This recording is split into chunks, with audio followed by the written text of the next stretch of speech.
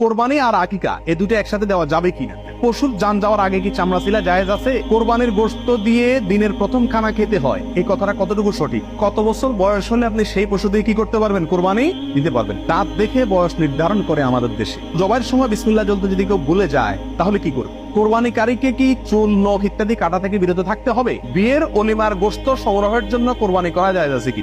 কোরবানির ভাগীদারদের নাম জপা কোরবানির পরে এটা জরুরি কিনা? কোরবানির ভাগীদারদের মধ্যে কারো ইনকাম হারাম অথবা উদ্দেশ্য অসৎ, গোশত খাওয়ার উদ্দেশ্য। জবাইয়ের সময় বিসমিল্লাহ বলতে যদি কেউ ভুলে যায় তাহলে কি করবে? এর উত্তর হলো, নিজের পশু তো নিজে জবাই করা উত্তম। যারা প্রফেশনাল জবাই করেন মৌলভী সাহেবরা, তারা তো ভুলের কথা না, কারণ তাদের অভ্যাসই আছে। নিজেটা নিজে করতে গেলে ডরে ভয়ে ভুলেও যেতে পারে। যদি কেউ ভুলে যান, ভয়ের কোনো কারণ নাই। মুসলমান যদি ভুলেও যায় তবুও সেই পশু হালাল হবে, খাওয়া হারাম হবে না। ইচ্ছাকৃত যদি কেউ বিসমিল্লাহ না বলে সেটা ভিন্ন কথা, এটা সমস্যা আছে। কিন্তু ভুলে যদি বিসমিল্লাহ না বলে তাতে পশু হালালই থাকবে, হারাম হবে না ইনশাআল্লাহ। কোরবানি আর আকিকা এ দুটো একসাথে দেওয়া যাবে কিনা, এটা কমন প্রশ্ন আমাদের সমাজে। এর উত্তর হলো, অনেক উলামায়ে কেরামের মতে দেওয়া যাবে। ফতোয়া স্বামী ইত্যাদিতে তাই লেখা আছে যে দেওয়া যাবে কোরবানি আর আকিকা একসাথে একই গরুর মধ্যে। আর অনেক উলামায়ে মধ্যে দেওয়া যাবে না। দেওয়া যাবে না এর ভিতরে আপনার পাকিস্তানের খুব নামকরা মুফতি ছিলেন মুফতি রশিদ আহমদ রাহমাহুল্লাহ, আসলাম ফতোয়ার লেখক। তিনি হানাফি মাযহাবের বড় উলামায়ে কেরামের মধ্যে থেকে তিনি কঠোরভাবে এর বিরুদ্ধে করেছেন এবং বলেছেন কোন অবস্থাতেই কোরবানি আর আকিকা একসাথে মিক্স করা যায় না, উচিত না। কারণ কোরবানি একটা ইবাদত, আকিকা আরেকটি ইবাদত। আর তাছাড়া গরু এক অংশে একাধিক ব্যক্তি দিতে পারবে, এটা কোরবানির ক্ষেত্রে নবী সাল্লাল্লাহু আলাইহি ওয়াসাল্লাম বলছেন, আকিকার ক্ষেত্রে বলেন নাই। সেজন্য কোরবানি এবং আকিকা পৃথক হওয়া উচিত। একই দিনে হতে পারে কিন্তু গরুর অংশে কোরবানির না, এই আকিকার কারণ নামের অংশ থাকা উচিত না। এই মতটা বেশি শক্তিশালী এবং বেশি সতর্কতামূলক। কোরবানির গোশত দিয়ে দিনের প্রথম খানা খেতে হয়, এই কথাটা কতটুকু সঠিক? উত্তর হলো পুরাই সঠিক। রাসূল আকরাম সাল্লাল্লাহু আলাইহি সাল্লাম থেকে বর্ণিত হয়েছে যে তিনি ঈদুল আজহাতে ঈদুল ফিতরের ব্যতিক্রম করতেন। ঈদুল ফিতরে কিছু একটা মিষ্টি খেয়ে, খেজুর টেজুর খেয়ে তারপর ঈদগাহে যেতেন। আর ঈদুল আজহাতে সারাদিন কিছু খেতেন না, কোরবানির পশুর গোশত দিয়ে প্রথম খানা খেতেন দিনে। অতএব আপনি গরু দেন, ছাগল দেন, যেটা দিয়ে কোরবানি করেন, দিনের প্রথম খানা কি দিয়ে হওয়া উত্তম? ওই গোশত দিয়ে হওয়া উচিত। গোশতটা তো আল্লাহকে দিয়ে দিয়েছেন, আল্লাহর নামে জবাই করছেন, আল্লাহ আপনাকে হাদিয়া দিয়েছেন। এই জন্য আল্লাহর হাদিয়ার আগে একটু পেটটা খালি রাখেন, আকর্ষণ করে খান, তাহলে ইনশাআল্লাহ সেটা আপনার জন্য, আপনার আল্লাহর হাদিয়াকে আপনি মূল্যায়ন করবেন, সেটা প্রমাণ হবে। কোরবানির গোশত কিভাবে বন্টন করবেন, কয় ভাগ করবেন? এর উত্তর হলো, কোরবানির পশু 3 ভাগে বন্টন করা উলামায়ে কেরাম মুস্তাহাব বলেছেন। কিন্তু কোন হাদিসের ক্ষেত্রে আলাদা করে এভাবে নির্দেশ করা হয় যে 3 ভাগে করতে হবে। আল্লাহ কোরআনে বলছেন যে ফাকুলু মিনহু, তোমরা কোরবানির পশু থেকে নিজেরা খাও, ওয়া তাইমু আল কানিআ ওয়াল মুতাররা, ধনী গরিব সবাইকে দাও। তাহলে ধনী গরিব 2 ভাগকে দাও, আবার নিজে খাও, 3টাই হয়ে গেল এখানে। এর থেকে 3 ভাগ মোটামুটি ভাবে ইঙ্গিতে বোঝা যাচ্ছে, কিন্তু এটা কোনো জরুরি কিছু না। আর সহিহ মুসলিম হাদিসে আছে নবী রাসূলুল্লাহ বলেছেন তোমরা নিজেরা খাও, আবার রেখেও দাও, আবার দানও করো, অর্থাৎ 3টা করা যাবে। আবার সহিহ মুসলিম আরেক বর্ণনায় আসছে তোমরা খাও এবং মানুষকে খাওয়াও। তাহলে বোঝা গেল নিজে খাওয়া, অন্যকে দান করা সবগুলাই উত্তম এই কোরবানির গোশতের ক্ষেত্রে। পশুর জান যাওয়ার আগে কি চামড়া ছিলা জায়েজ আছে? উত্তর হলো না, কঠোরভাবে নিষেধ। আমাদের দেশে কসাইরা এবং যারা চামড়া ছিলে নিজেরা অনেক সময় দেখা যায় জান এখনো পুরো বাইর হয় না, রু বাইর হয় না, তার আগেই ওই পায়ের রগ কাটা শুরু করে, চামড়া ছিলে শুরু করে, পুরো নাড়াচাড়া করে। এটা জায়েজ নেই, এটা গুনাহের কাজ। আপনি কোরবানি করছেন ইবাদত, অথচ গুনাহ হচ্ছে সাথে। নবী রাসূলুল্লাহ সাল্লাল্লাহু আলাইহি ওয়াসাল্লাম বলেছেন ইন্নাল্লাহা কাতাবাল ইহসানা আলা কুল্লি শাই, আল্লাহ সব বিষয়ের প্রতি ইহসান করার নির্দেশ করেছেন। অতএব ফাইদা কাতালতুম ফাহসিনুল কিতলাতা ওয়া ইযা যাবাহতুম ফাহসিনুজ যাবিহাতা, তোমরা যখন কোন পশুকে জবাই করবে তখন এই পশুর প্রতি রহম করিও, ভালো করে ধারটা দিয়ে নিবেন, নবী সাল্লাল্লাহু আলাইহি ওয়াসাল্লাম বলছেন, যাতে করে তার রূহ বের হতে কষ্ট না হয়। সেখানে জীবিত অবস্থায় এখনো মরে নাই, আপনি চামড়া ছিলা শুরু করে দিলেন, এটা খুবই অন্যায় এবং জুলুম। কোন কষাই যদি করে তাকে থামাই দিবেন যে রূহ যেতে দাও, তারপরে হাত দাও। কোরবানিকারীকে কি চুল, নখ ইত্যাদি কাটা থেকে বিরত থাকতে হবে? উত্তর হলো হ্যাঁ। নবী রাসূলুল্লাহ সাল্লাল্লাহু আলাইহি ওয়াসাল্লাম বলেছেন মান আরাদা আন ইউদাহিয়া, যে ব্যক্তি কোরবানি করার ইচ্ছা রাখে, পোষণ করে, ফালা ইয়াফুজ মিন শা'রি ওয়া আযফারি শাইআ, সে যেন তার নখ, চুল ইত্যাদি কোনো কিছুতে হাত না দেয়। কোরবানির ঈদের 10 দিন আগে, চাঁদ যেদিন উঠবে ওই দিন থেকে নিয়ে ঈদের দিন পর্যন্ত এগুলো করা যাবে না। কি করা যাবে না?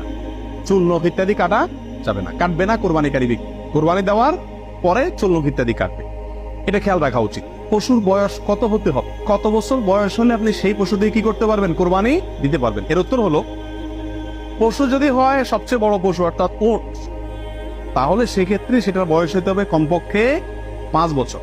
কত বছর?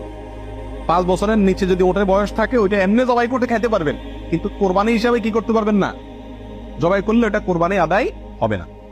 গরু যদি হয় তাহলে সেক্ষেত্রে তার বয়স হইতে হবে কমপক্ষে 2 বছর।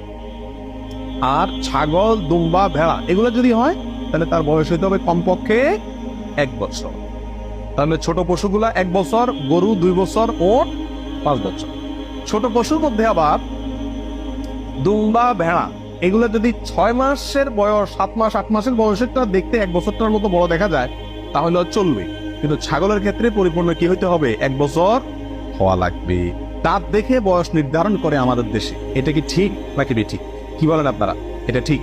কারণ হলো পশু বিশেষজ্ঞ যারা আছেন, পশু সম্পর্কে যারা ভালো বোঝেন, পশু লালন পালনে যারা দক্ষ, অভিজ্ঞ, তারা পশুর গালের ভেতরকার বিশেষ ধরনের দাঁত যখন একটা বের হয় তখন বুঝেন এটা 1 বছর হয়েছে, 2টা বের হলে বুঝেন 2 বছর হয়েছে, এবং এটা অভিজ্ঞতা দ্বারা মোটামুটি প্রমাণিত, প্রতিষ্ঠিত।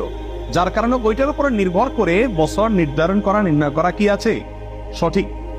তবে কোনো পশু যদি নিশ্চিতভাবে জানা যায় তার বয়স 1 বছর, 2 বছর বা যেই পরিমাণ বয়স হওয়া দরকার সেই পরিমাণ বয়স হয়েছে কিন্তু দাঁত উঠে নাই, তবুও সেটা দিয়ে কি দেওয়া যাবে? কোরবানি দেওয়া যাবে। দাঁতটা মেইন না, মেইন হলো বয়সটা ওই পরিমাণ হয়েছে কিনা। ওই বয়সে হওয়ার পরও কি থাকতে পারে? দাঁত নাও থাকতে পারে। কোরবানির ভাগিদারদের নাম জপা কোরবানির পরে এটা জরুরি কিনা? আপনারা দেখবেন ভাগিদারে কোরবানি যদি দেয় তার লিস্ট লিখতে লিখতে অবস্থা খারাপ হয়ে যায়, এবং যিনি কোরবানির পশু জবাই করেন ওই হুজুর নাম নিতে নিতে অবস্থা খারাপ। আল্লাহর নামে এতবার নেয় কিনা সন্দেহ, এতবার ওই ভাগিদারদের নাম নেয়, কারণ ভালো করে নাম নিলে টাকা পাওয়া, কোরবান জবাইয়ের টাকা পাওয়া কঠিন হয়ে যাবে। তো এটা জরুরি কিনা? উত্তর হলো এটা মুস্তাহাব। কোরবানি করার পরে আল্লাহুম্মা তাকাব্বালহু মিন ফুলান ফুলান ফুলান, আল্লাহ এটাকে অমুকের পক্ষ থেকে নাম ধরে তার পক্ষ থেকে কবুল করুন, এরকম বলাটা মুস্তাহাব, উত্তম। রাসূল আকরাম সাল্লাল্লাহু আলাইহি ওয়াসাল্লাম নিজেও বলেছেন আল্লাহ এটা আমার পক্ষ থেকে কবুল করেন, এটা আমার উম্মতের পক্ষ থেকে কবুল করেন, আমার পরিবার, এটা আমার উম্মতের পক্ষ থেকে। তাহলে এভাবে সবার পক্ষ থেকে কোরবানি যে কয়জন দিচ্ছে তাদের পক্ষ থেকে কোরবানি হচ্ছে এই কথাটা, এবং তাদের পক্ষ থেকে আল্লাহ কবুল করেন, এটা বলাটা উত্তম, মুস্তাহাব। কিন্তু কিনা কোনো কারণে যদি কেউ বলতে ভুলেও যায়, নিয়ত যেহেতু আছে আল্লাহ জানেন, অতএব কি হয়ে যাবে? কোরবানি হয়ে যাবে। কোরবানির ভাগিদারদের মধ্যে কারো ইনকাম হারাম অথবা উদ্দেশ্য অসৎ, গোশত খাওয়ার উদ্দেশ্য আছে না নেই?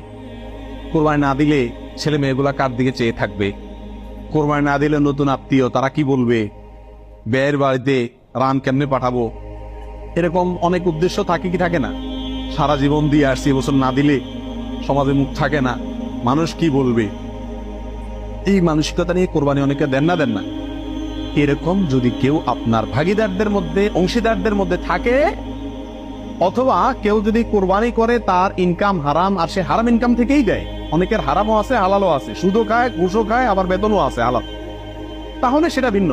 একজনে কোরবানির পশুতে হারাম ইনকাম ইনভেস্ট করছে আপনি জানেন, অথবা তার উদ্দেশ্য অসৎ, তাহলে এই পশুতে আপনি এবং আরো যে কয়জন অংশগ্রহণ করবে কারোর কোরবানি হবে। এই জন্য অংশীদার এবং কোরবানির ভাগী নেওয়ার ক্ষেত্রে বহু হিসাব নিকাশ করে নিতে হবে। যে ব্যক্তি গোশতের ধান্দায় বা অন্য কোনো ধান্দায় করে তাকে ভাগীদার নেওয়া যাবে না। কথা বুঝে আসছে? নিতে হবে যে শুধুমাত্র আল্লাহ সন্তুষ্ট করার জন্য, আল্লাহর সন্তুষ্টির জন্য যে কোরবানি করে তাকে, এবং সরাসরি হারাম টাকা ইনভেস্ট না করে ওই ব্যক্তি যার ইনকাম হারাম, এরকম ব্যক্তিকে ভাগীদার হিসেবে নিতে হবে। আর না হলে ভাগী দেওয়ার দরকার নাই, একা একাই দিতে হবে। কোরবানির দিন হাঁস মুরগি জবাই করা জায়েজ আছে কিনা? আমাদের দেশে অনেকেই গ্রামের দেশে বলেন যে কোরবানির দিনগুলোতে, ঈদের দিনে কি করা যায় না? হাঁস মুরগি জবাই করা যায় না। আসলে কতটা সঠিক? উত্তর হলো এটা সম্পূর্ণ ভিত্তিহীন বানোয়াট কথা। এর কোনো গ্রহণযোগ্য ভিত্তি ইসলামী শরিয়াতে নাই। বরং কোরবানি ঈদের দিনে কেউ চাইলে হাঁস বা মুরগ কি করতে পারবে? জবাই করতে পারবে। তবে যদি এটাকে কোরবানির নিয়তে করে যে আমার তো গরু ছাগল দেওয়ার সামর্থ্য নাই, আমি মুরগি দিয়েই দিলাম কোরবানি, তাহলে সেক্ষেত্রে এই জবাই কি হবে না? জায়েজ হবে না। কারণ এই পশু দিয়ে কি হবে না? কোরবানি হবে না। এমনি গোশত খাওয়ার জন্য যদি জবাই করে তো ঈদের দিনেও জবাই করাতে কোনো সমস্যা নাই। বিয়ের অলিমার গোশত সংগ্রহের জন্য কোরবানি করা জায়েজ আছে কি? আমাদের দেশে উল্লেখযোগ্য সংখ্যক বিয়ে হয়ে থাকে কোরবানিদের পরে। আপনারা খেয়াল করবেন, আগদ হয়তো আগে পরে হয়, খাওয়ান দাওয়ানের অনুষ্ঠান হয় কোরবানিদের পরে।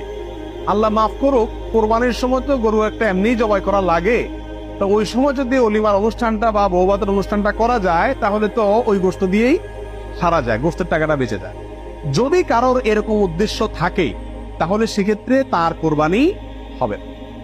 আর যদি কেউ মনে করে যে না, ঈদের পরে সবাইকে পাইতে সুবিধা হয় সেজন্য ওই টাইমটাতে করতেছি, অথবা আপনার কোরবানি করলাম অলিভার জন্য আলাদা গরু জবাই করলাম, অথবা আপনার কোরবানির গোশত অলিভার জন্য করে না, আমি অলিভা করলেও একটা গরু দেই, অন্য বছর না থাকলেও একটা গরু আল্লাহর জন্য দেই। এরকম যদি কেউ থাকে তাহলে তার জন্য যায়, আর তা না হলে এই কোরবানির গোশত দিয়ে অলিভা সারা, অনুষ্ঠান সারা, এটা যদি ওই উদ্দেশ্যে করে তাহলে সেক্ষেত্রে এটা কোরবানি হবে না, বরং এটা এক ধরনের তামাশা হবে কোরবানি।